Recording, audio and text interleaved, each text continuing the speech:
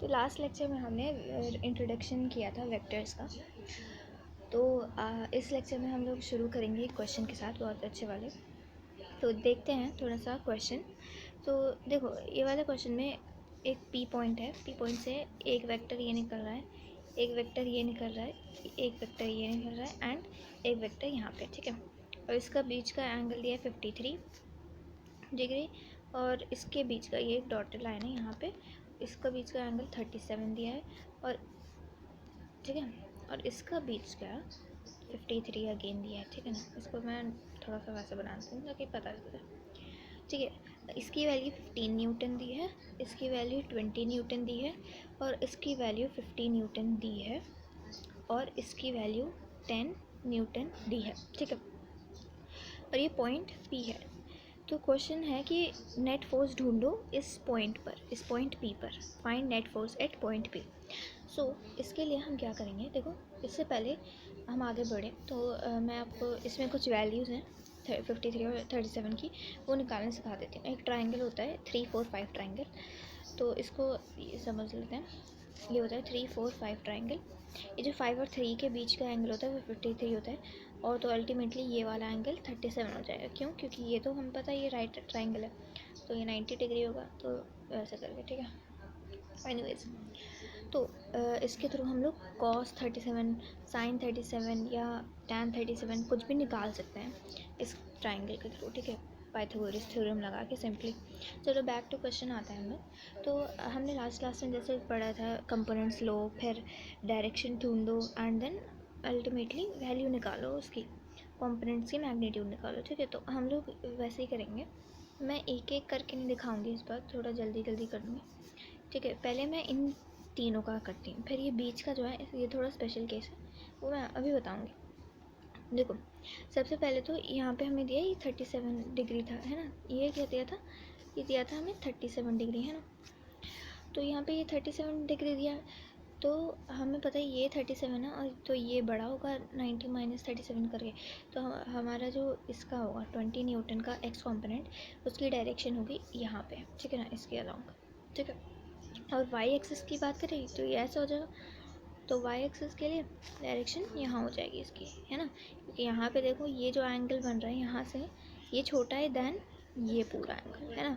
ये तो हमें पता है, तो यही मैं बताना चाह रही थी। एनीवेज, ये तो हो गया हमारा इसका कॉम्पोनेंट, ठीक है, किसका? 20 न्यूटन का कॉम्पोनेंट। अच्छा, अब मैं बात करूँगी 10 न्यूटन के कॉम्पोनेंट की। 10 न्यूटन के कॉम्पोनेंट की बात कर लेते हैं, थोड़ा जूम करती हूँ। इसका जो है ना, इसका एंगल बना था यहाँ पे 53 करके। अभी हमें पता है 53 माइनस 90 माइनस 53 करेंगे तो यहाँ पे ये छोटा एंगल मिलेगा दैन दिस। तो इसका जो एक्स कॉम्पोनेंट है उसकी डायरेक्शन यहाँ पे हो जाएगी छोटे एंगल की तरफ, ठीक है। और इसका वाई कॉम्पोनेंट, ये छोटा है वाई कॉम्पोनेंट के लिए दैन ये पूरा, तो ऑब्वियसली हम लोग ये वाला लेंगे, ठीक है ना, ये वाला। तो इसकी डायरेक्शन भी यहीं पे हो जाएगी, ठीक है ना, ओवरलैप करेंगे ये दोनों। अब ये थर्ड कंपोनेंट है इसका 50 न्यूटन वेक्टर का, ठीक है ना, 50 न्यूटन वेक्टर का। एंड इसका जो एंगल दिया था वो यहाँ पे दिया था 53 करके, है ना। तो सेम यहाँ एक्स एक्सिस में क्या होगा, एक्स एक्सिस ये वाला, एक्स एक्सिस में ये वाली साइड ज़्यादा करीब है दैन ये पूरी साइड, ठीक है। तो इसलिए हम ये वाला लेंगे। एंड वाई एक्सिस की डायरेक्शन, वाई एक्सिस नहीं, एक्चुअली वाई कंपोनेंट की डायरेक्शन इस तरफ होगी, इस पॉजिटिव वाई एक्सिस में, क्योंकि ये एंगल छोटा है दैन ये, सॉरी दैन, हाँ, ये एंगल बताइए आप कौन सा छोटा है? ऑब्वियसली यही ना, ये वाला, ये वाला, ये वाला छोटा है, ये वाला छोटा है ना। तो ये लेंगे हम लोग, ठीक है।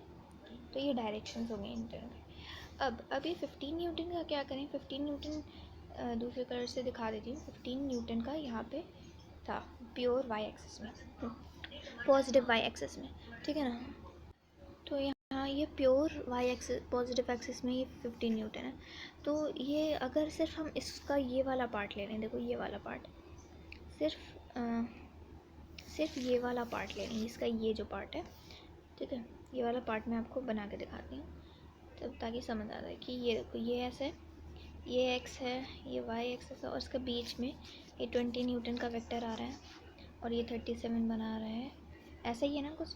तो यहाँ 15 न्यूटन है, ठीक है। तो हम अगर इसको देखें तो ये वेक्टर्स के बीच में जा रहा है, ये प्योर वाई एक्सेस है एंड ये एक्स एक्सेस है, तो प्योर वाई में ही ये 15 न्यूटन का वेक्टर जा रहा है। दैट इज़ ये तो वेक्टर का कंपोनेंट ऑलरेडी है ना, तो क्योंकि ये प्योरली वाई एक्सेस पे है तो इसकी जो मैग्नीट्यूड होगी इसी के बराबर होगी, है ना।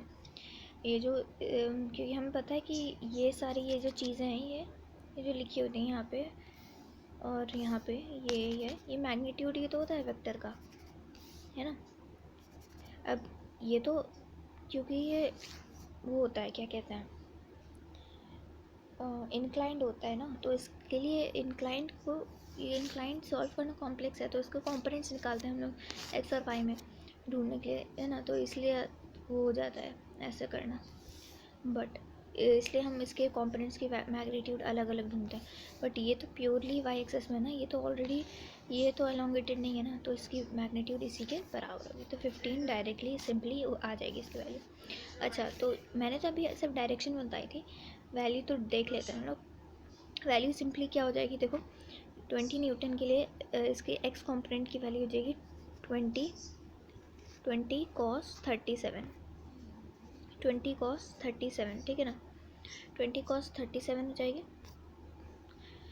एंड तो उसकी वैल्यू कितनी हो जाएगी अल्टीमेटली 16। हमने निकालना सीख लिया cos 37 पाइथागोरस थ्योरम लगा उस ट्राइंगल में, 3 4 5 ट्राइंगल में, एंड हमें मिल जाएगा, ठीक है ना, वैल्यू। एनीवेज, अब उसके बाद क्या करना है हमें, उसके बाद हमें करना है इसकी वो जो वाई एक्सिस की कंपोनेंट थी उसकी वैल्यू ढूंढो, उसका भी ये हो जाएगा 20 sin 37, 20 sin 37, ठीक है। अब अगर 16 न्यूटन के कंपोनेंट्स की वैल्यू निकालें तो ये हो जाएगा 10 cos 37 कैसे, वो लास्ट वीडियो में हम डिस्कस कर चुके हैं। और इसका वाई एक्सिस का कंपोनेंट हो जाएगा जो कि ग्रीन से बना, हो जाएगा 10 sin 37, ठीक है ना, 10 sin 37। और अब 15 न्यूटन का देखें तो इसका वाई एक्सिस का जो कंपोनेंट होगा उसकी मैग्नीट्यूड होगा 50 sin 53, ठीक है ना। और इसका जो एक्स कंपोनेंट की वैल्यू मैग्नीट्यूड होगी वो होगी 50 cos 37, ठीक है ना, cos 37। तो इन सब की वैल्यू हम लोग निकाल लेंगे। इसकी 16 हो जाएगी, इसकी कितनी हो जाएगी मैं यहाँ लिख देती हूँ, इसकी हो जाएगी 12 और इसकी कितनी हो जाएगी, इसकी हो जाएगी 40, इसकी कितनी हो जाएगी, इसकी हो जाएगी 6, इसकी क्या हो जाएगी, इसकी हो जाएगी 8, ठीक है ना। अच्छा, अब एक इम्पॉर्टेंट चीज़ आती है इसमें, हमें पता है कि और ये 15 तो है ही, ठीक है। अब एक इम्पॉर्टेंट चीज़ आती है कि हम लोग इसमें ट्राइंगल बनाएंगे, दैट इज़ हम लोग ये जो इतने सारे वेक्टर्स हैं इसको हम क्या करेंगे, हम सारे एक्स एक्सिस के सारे जो एक्स कॉम्पोनेंट्स हैं उसको मिला लेंगे एक जगह पे। दैट इज़ अगर हम ये बना रहे हैं, ये पॉइंट है, ठीक है, ये इसका सारा एक्स एक्सिस है और ये वाई एक्सिस हमने बना दी। सारे जो एक्स एक्सिस हैं वो यहाँ पे सारे एक्स कॉम्पोनेंट्स को कंबाइन कर लेंगे हम लोग। तो एक्स कॉम्पोनेंट्स क्या क्या हैं पहले देख लो। एक्स कॉम्पोनेंट आ रहा था ये हमारा 40, 16 और कौन सा, ये 8, ठीक है, 40, 16 और 8, 40, 16 और 8, 40 और 16 जो है ना वो प्लस में आ रहा है बट -8 होगा, तो हम लोग कर लेते हैं, है ना। रियली सॉरी, मुझे ऐसा लगा कि ये वाला इसका है वाई कॉम्पोनेंट का, मैंने गलत बता दिया कि इसकी वैल्यू जो होगी ना इसकी हो जाएगी 30, ठीक है। और इसकी ये मुझे लगा इसकी मैंने यहाँ पे लिख दी, तो इसकी होगी 40, ठीक है ना। तो ये हो जाएगा 30 + 16 -8, ठीक है। इसका हो जाएगा 30 + 16 -8, -8 क्यों, क्योंकि ये जो था ना -8 जो हमारा निकला ये माइनस एक्स एक्सिस का कंपोनेंट था तो इसलिए माइनस लगेगा। अब वाई एक्सिस को सारे मिला देंगे। वाई एक्सिस को कौन से मिलाने हैं, वाई एक्सिस के मैं दिखा देती हूँ कौन से मिलाने हैं। एक तो ये वाला मिलाना है, ये 15 का मिलाना मत भूलिएगा। ये मिलाना है 40 का, एंड दूसरे कलर में दिखा देती हूँ, इसमें समझ नहीं आ रहा। एक तो ये 15 मिलाना है, और ये 40 मिलाना है, और ये वाला बनाना है 6 मिलाना है। ये 6 भी इसका था ना, ये ग्रीन वाला वाई एक्सिस कॉम्पोनेंट का, ठीक है ना। और कौन सा मिलाना है? 46 और 12 भी मिलाना है हमें, ठीक है ना। 12 कौन सा है? ये वाला, देखो ये 12 है ना, यहाँ इसका ये रेड से बना है, तो 12। तो इसका अल्टीमेटली हो जाएगा 40 -6 -12, या फिर ऐसे भी कर सकते हैं। क्या कर दो, क्या हो रहा था यहाँ पे, 6 + 12 ऊपर के जो पॉजिटिव वाई एक्सिस में थे, और +15 जो ऊपर के थे।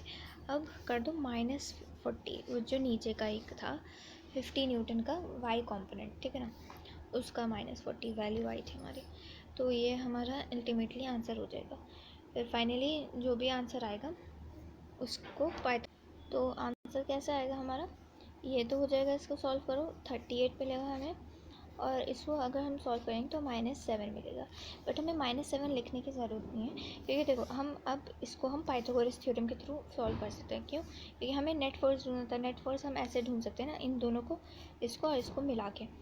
बट इसको और इसको कैसे मिलाएंगे, ये अगर हम ये निकाल लें, इसको नाम दे देते हैं आर वेक्टर। तो इस आर वेक्टर को हम कैसे सॉल्व करते हैं, डायरेक्टली वेक्टर्स को तो ऐड नहीं कर सकते। तो अगर कर सकते होते तो 30 + -7 कर देते, बट नहीं कर सकते डायरेक्टली। तो क्या लगा था हम लोग, अगर याद हो आपको, पाइथागोरस थ्योरम।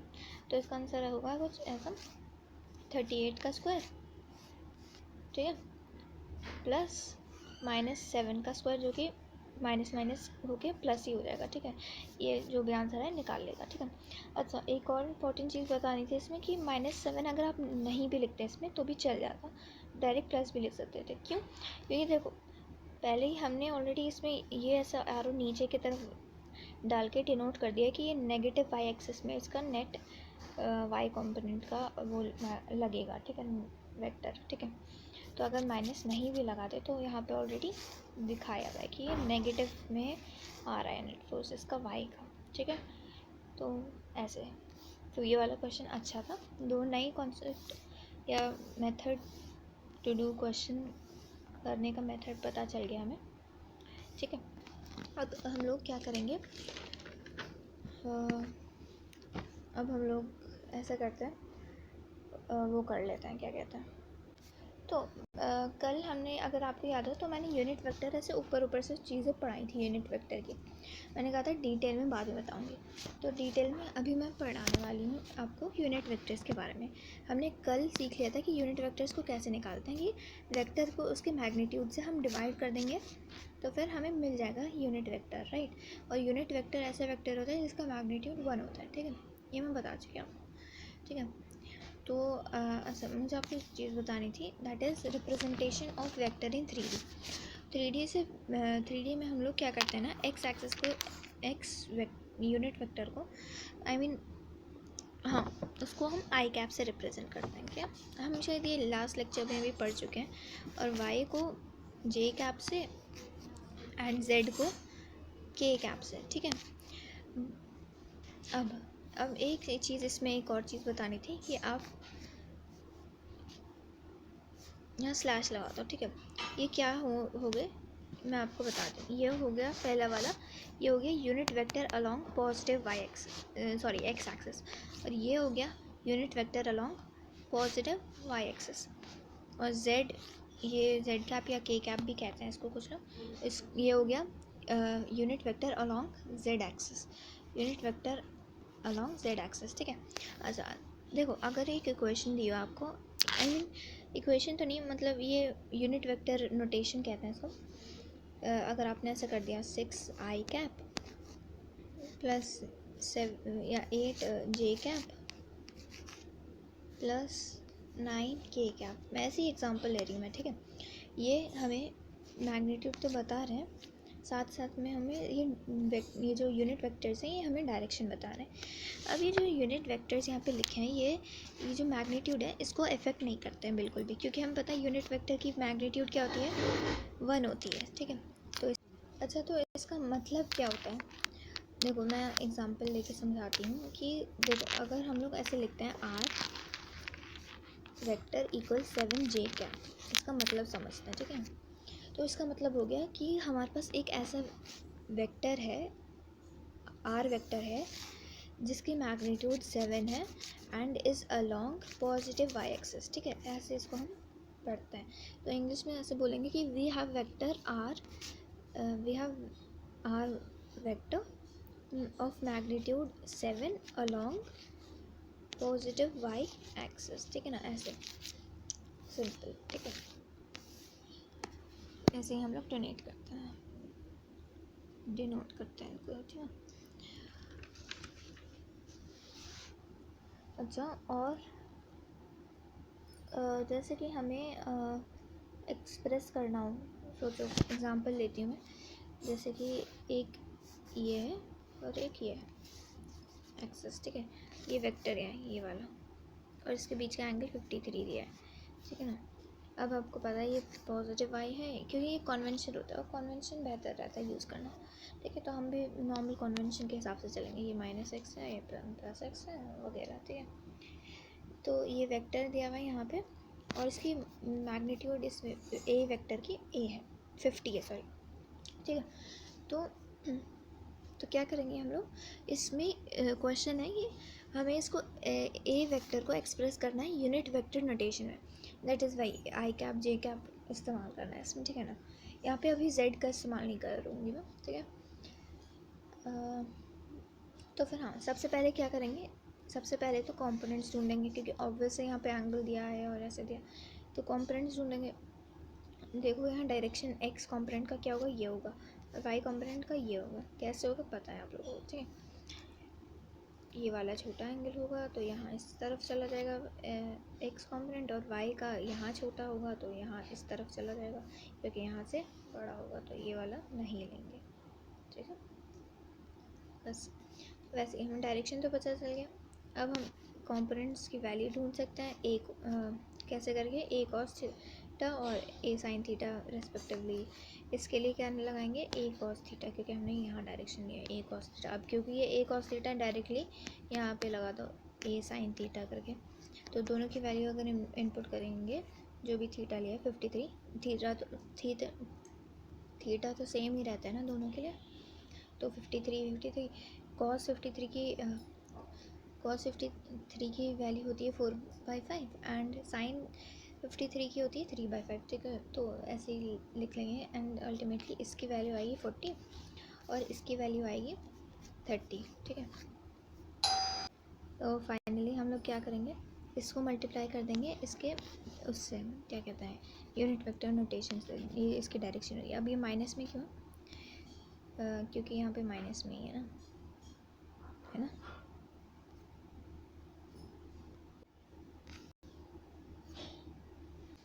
तो देखो क्योंकि ये वाला नेगेटिव एक्स एक्सिस में, तो ये -40 हो जाएगा, ठीक है ना। -40 लगा सकते हैं डायरेक्टली, ठीक है। इसके लिए यूनिट वेक्टर नोटेशन में जब भी हम लोग करेगा, डायरेक्ट माइनस लगा दो, जो भी उसका है, जो भी एक्सिस में है वो नेगेटिव एक्सिस में, तो नेगेटिव साइन लगा दो सिंपली, ठीक है। और दूसरा हमें क्या था, 30 +30 ये है ना, +30 इसमें नहीं लगाती, मेन जो इक्वेशन थी वो इसमें लगाती। मेन इक्वेशन क्या बनेगी हमारी, मेन इक्वेशन बनेगी -40i +30j, 30j, ठीक है ना। पॉजिटिव में होगा क्योंकि ये पॉजिटिव वाई एक्सिस में है, ठीक है। तो दैट्स इट, आज के लेक्चर में यहीं तक। नेक्स्ट लेक्चर में और इम्पोर्टेंट चीज़ें पढ़ेंगे।